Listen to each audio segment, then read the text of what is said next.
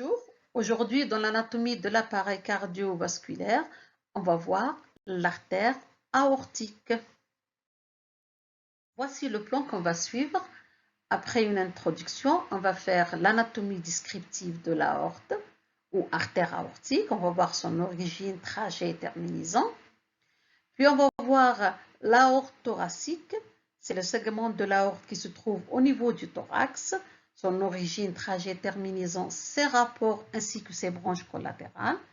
Puis on va étudier le segment abdominal qui forme ce qu'on appelle l'aorte abdominale, son origine, trajet, terminaison, ses rapports ainsi que ses branches collatérales et branches terminales. Et on terminera par une conclusion. L'artère aortique ou l'aorte est le plus grand tronc artériel du corps humain. Elle est à l'origine de toutes les artères de la grande circulation.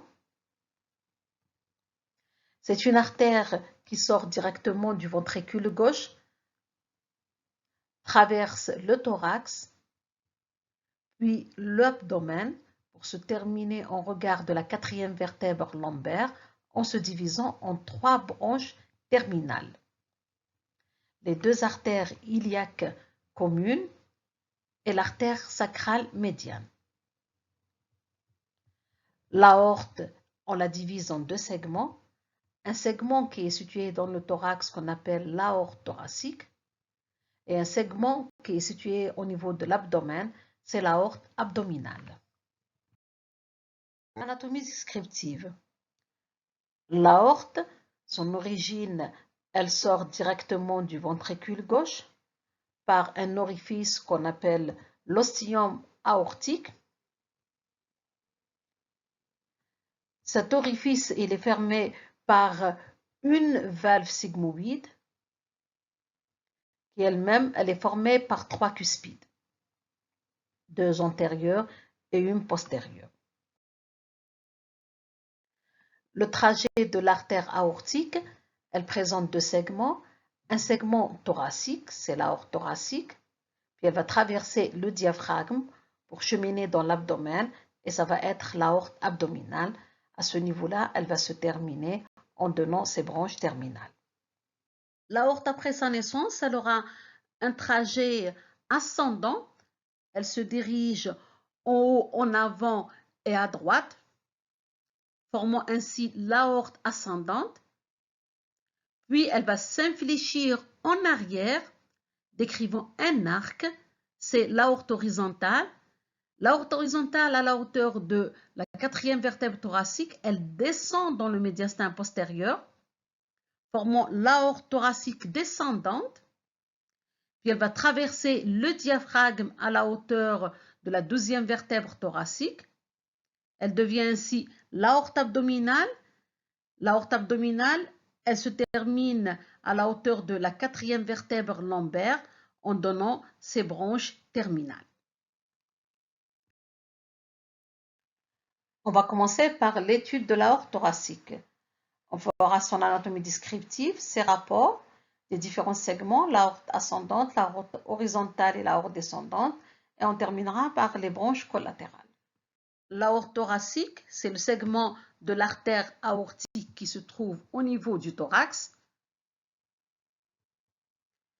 Elle présente 3 segments. Un segment ascendant, c'est l'aorte ascendante ou l'aorte thoracique ascendante.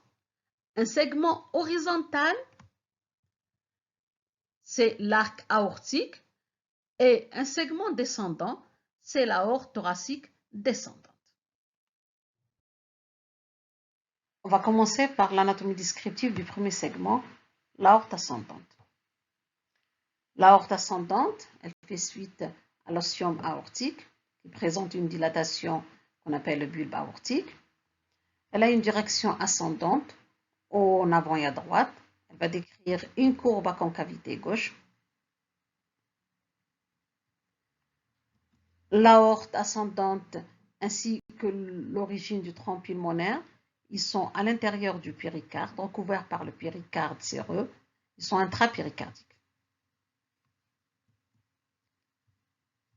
Voici le péricarde, donc qui recouvre l'aorte ascendante ainsi que l'artère pulmonaire ou le tronc pulmonaire.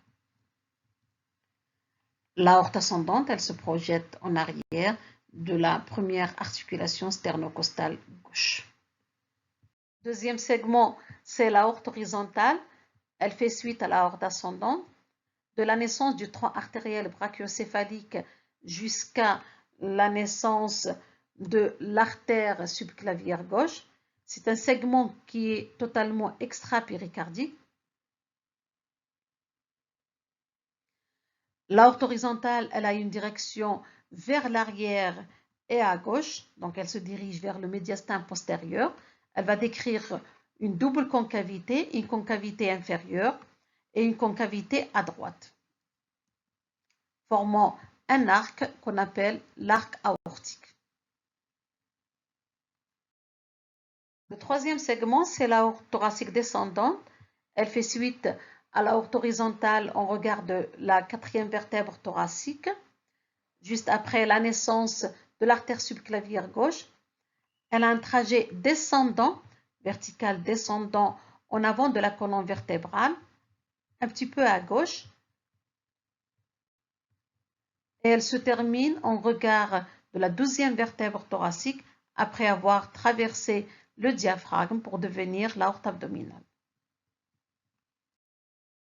La situation, l'aorte ascendante, elle est située dans le médiastin antérieur.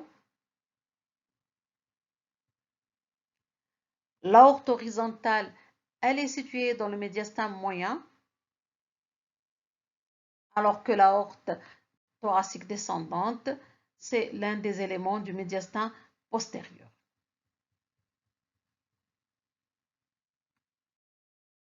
Dimension, la longueur à peu près de l'aorte thoracique, elle est de 30 à 35 cm, avec 6 à 8 cm pour l'aorte ascendante, 4 à 5 cm pour l'aorte horizontale et 20 à 25 cm pour l'aorte thoracique descendante.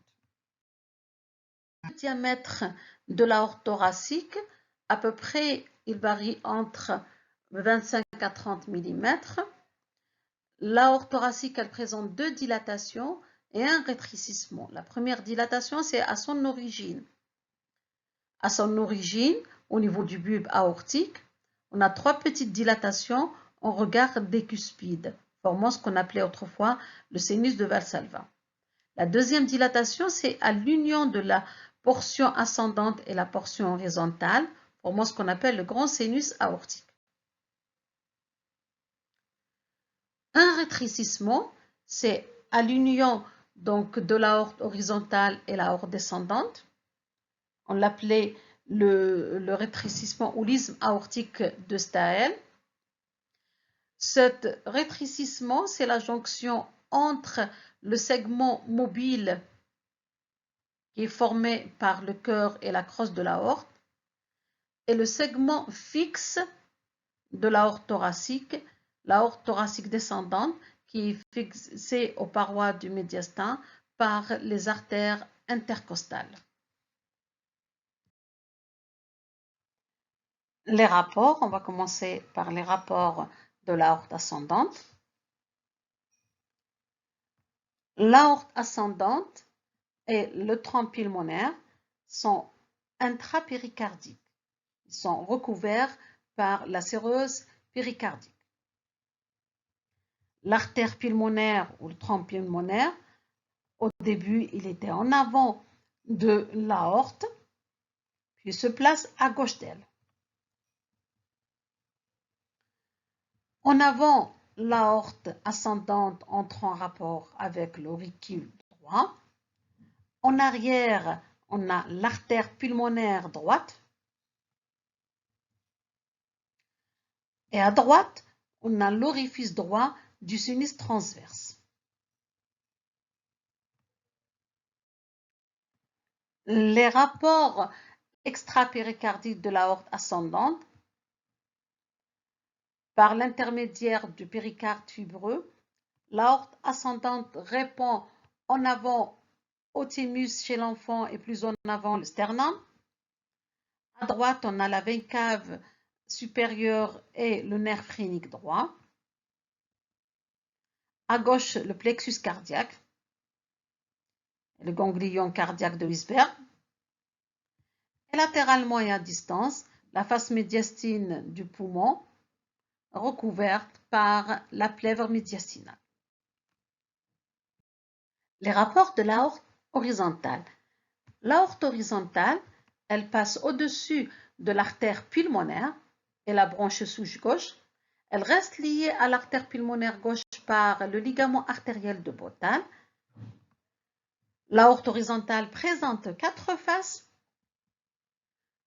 Une face antéro-gauche, une face supérieure, une face inférieure et une face postéro-droite. La face antéro-gauche, elle est en rapport avec le nerf phrénique et le nerf vague ou pneumogastrique gauche. Voici le nerf pneumogastrique gauche. Ainsi que la veine intercostale supérieure gauche.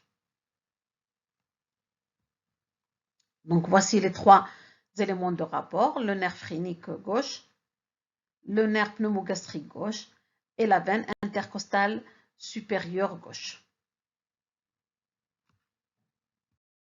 La face postéro-droite, elle répond à la trachée. Voici, c'est par là la face postéro-droite, elle répond à la trachée, à l'œsophage thoracique, trachée, l'œsophage thoracique, le nerf récurrent laryngé qui passe au-dessous de l'arc aortique pour apparaître, voici le nerf récurrent laryngé gauche, qui apparaît entre la trachée et l'œsophage thoracique. Le conduit thoracique, ainsi que les lymphonoeux trachéobronchiques supérieurs. Les rapports de l'aorte horizontale, la face inférieure. Voici la face inférieure. À ce niveau-là, on a l'artère pulmonaire ou le tronc pulmonaire va se diviser en 2 branches, l'artère pulmonaire gauche et l'artère pulmonaire droite. La face inférieure de l'aorte horizontale, elle reste liée à l'artère pulmonaire gauche par le ligament artériel de Bottal. Également à ce niveau-là, on aura le ganglion cardiaque de Wisberg, plexus cardiaque. La face inférieure de l'aorte horizontale, elle est en rapport également avec la branche souche gauche. Et elle va être contournée par le nerf récurrent laryngé gauche. Voici le nerf pneumogastrique gauche, le vague gauche, qui va donner son nerf récurrent laryngé, qui va passer au-dessous de l'aorte horizontale pour se placer entre la trachée et l'œsophage.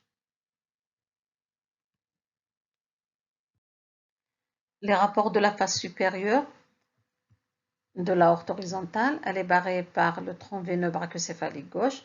Elle va donner naissance aux 3 grands troncs artériels, l'artère brachiocéphalique ou le tronc artériel brachiocéphalique qui va donner la subclavière droite et la carotide primitive droite ou artère carotide commune droite, l'artère carotide commune gauche, l'artère subclavière gauche.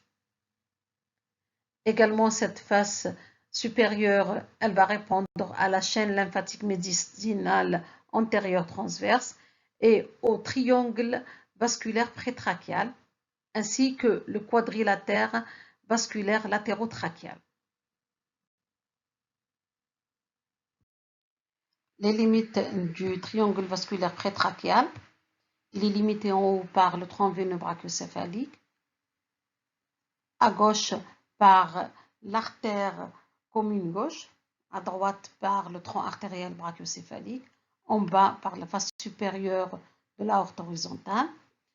Cet espace, il contient l'artère thyroïdienne moyenne et la partie inférieure du thémus. Le deuxième espace, c'est le quadrilatère vasculaire latérotrachial gauche.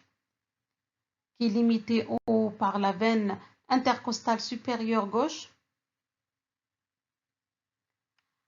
à droite par la veine, par l'artère carotide commune gauche,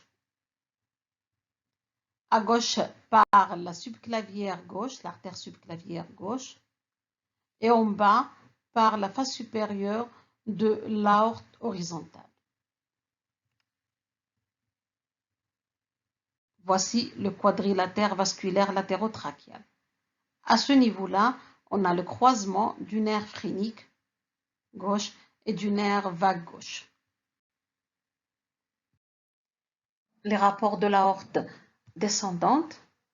L'aorte descendante, elle répond en haut, donc de haut en bas au pédicule pulmonaire gauche, le nerf vague gauche, le gastrique gauche.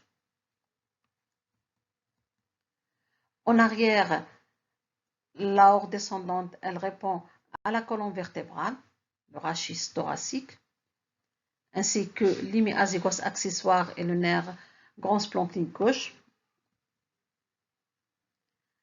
À gauche, l'aorte thoracique descendante, elle répond à la face médiastinale du poumon gauche recouvert par sa plèvre, dont elle laisse une empreinte à ce niveau-là. Voici l'empreinte de l'aorte descendante sur la face médiastinale du poumon gauche. À droite, elle répond au conduit thoracique. Et en haut, on a, à côté du conduit thoracique, on a la partie supérieure de l'œsophage thoracique. On va parler des rapports particuliers de l'œsophage thoracique et l'aorte descendante, thoracique descendante. À la naissance de l'aorte thoracique descendante, elle va contourner le bord gauche de l'œsophage. Donc elle était à gauche de lui, puis elle va se placer en arrière de lui.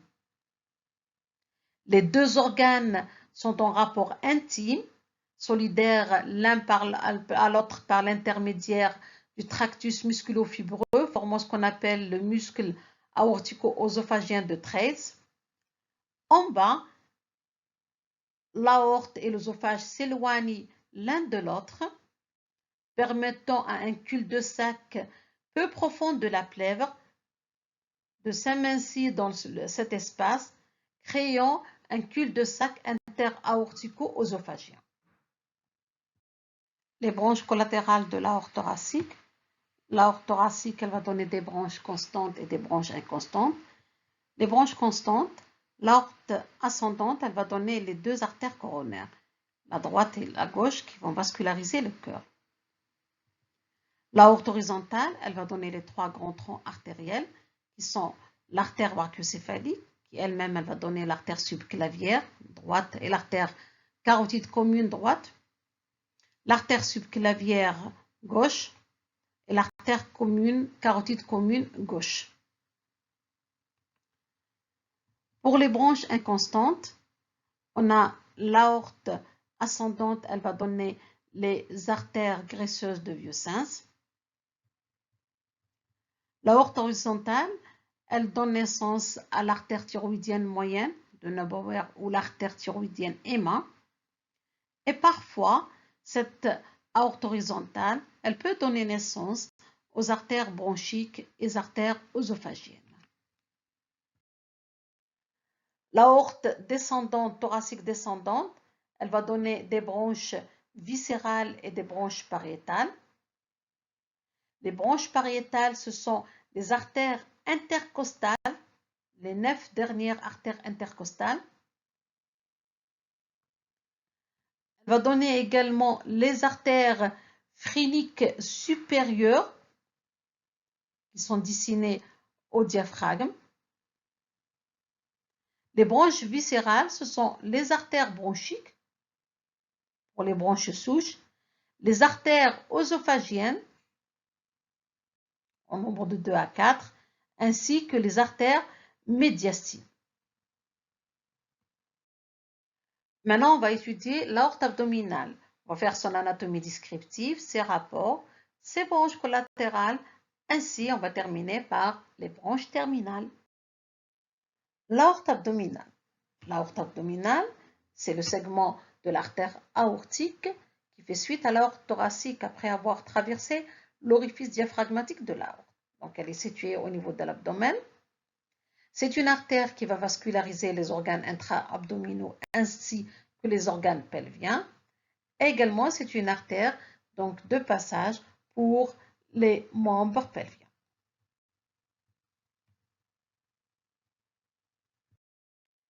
L'anatomie descriptive. Premièrement, l'origine. L'origine, donc l'aorte abdominale, elle fait suite à l'aorte thoracique après avoir traversé l'hiatus aortique du diaphragme à la hauteur de la 12e vertèbre thoracique. Elle a un trajet vertical descendant. Elle descend dans l'espace rétropéritonéal médian, légèrement à gauche de la ligne médiane, à gauche de la colonne vertébrale. Elle se termine à la hauteur de la 4e vertèbre lombaire en se divisant en ces 3 branches terminales, les 2 artères iliaques communes droite et gauche et l'artère sacrale médiane. Elle a une longueur à peu près de 15 à 20 cm. Les rapports. À son origine, l'aorte abdominale au niveau de l'hiatus aortique du diaphragme, elle va être accompagnée par le conduit thoracique ainsi que la racine médiane de la veine hémiazygos. Voici le canal thoracique et voici la racine médiane de l'hémiazygos. Les rapports de l'aorte abdominale au niveau de l'abdomen. L'aorte abdominale, elle chemine dans l'espace rétropéritonien. Donc, elle est en arrière du péritoine pariétal postérieur. Dans cet espace, on a les grands troncs vasculaires, on a l'aorte abdominale, la veine cave inférieure, ainsi que les reins. Par le biais du péritoine pariétal postérieur, l'aorte abdominale entre en rapport en avant avec le corps du pancréas et la 3e portion du duodénum, la portion horizontale, ainsi que les intestins grêles. En arrière, l'aorte abdominale, elle répond donc à la colonne vertébrale lombaire, donc depuis L1 jusqu'à L4, sur laquelle vont cheminer les veines lombaires. À droite, on a la citerne de Schill, du canal thoracique, ainsi que la veine cave inférieure. Et à gauche, on a le rein gauche et la surrénale gauche. L'aorte abdominale, elle va donner un certain nombre de branches collatérales. Elle va donner des branches pariétales et des branches viscérales. Les branches pariétales, elle va donner les 2 artères phréniques inférieures, droite et gauche. Elle va donner les artères lombaires, au nombre de 5 de chaque côté. Les branches viscérales, on a des branches viscérales paires et des branches viscérales impaires. Les branches viscérales paires, on a les artères capsulaires moyennes, les artères rénales, droite et gauche, ainsi que les artères gonadiques, spermatiques ou ovariennes. Les branches viscérales impaires, elles sont au nombre de 3. Le transcœliaque, qui va se diviser en 3 branches, l'artère coronaire stomachique pour l'estomac, l'artère splénique ainsi que l'artère hépatique. La mésentérique supérieure, c'est une artère qui va vasculariser le jejunum-ilion en donnant les artères iliales et jejunales. Ainsi, elle va vasculariser le côlon droit.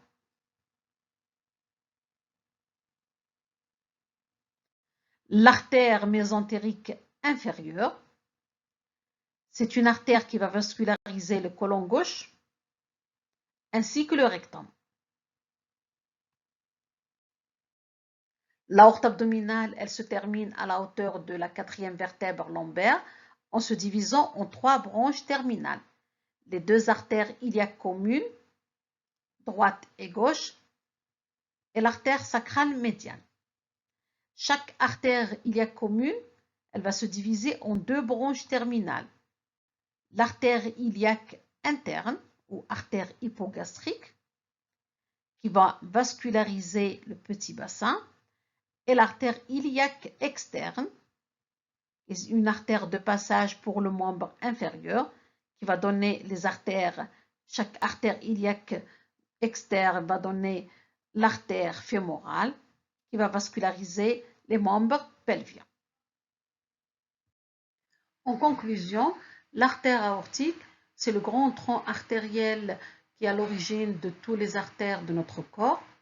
L'aorte, elle peut être le siège de nombreuses pathologies, notamment l'anévrisme et la dissection de l'aorte, mais aussi des malformations congénitales. La malformation congénitale la plus fréquente, c'est la coarctation de l'aorte, qui peut être responsable d'une hypertension artérielle à l'origine de conséquences graves.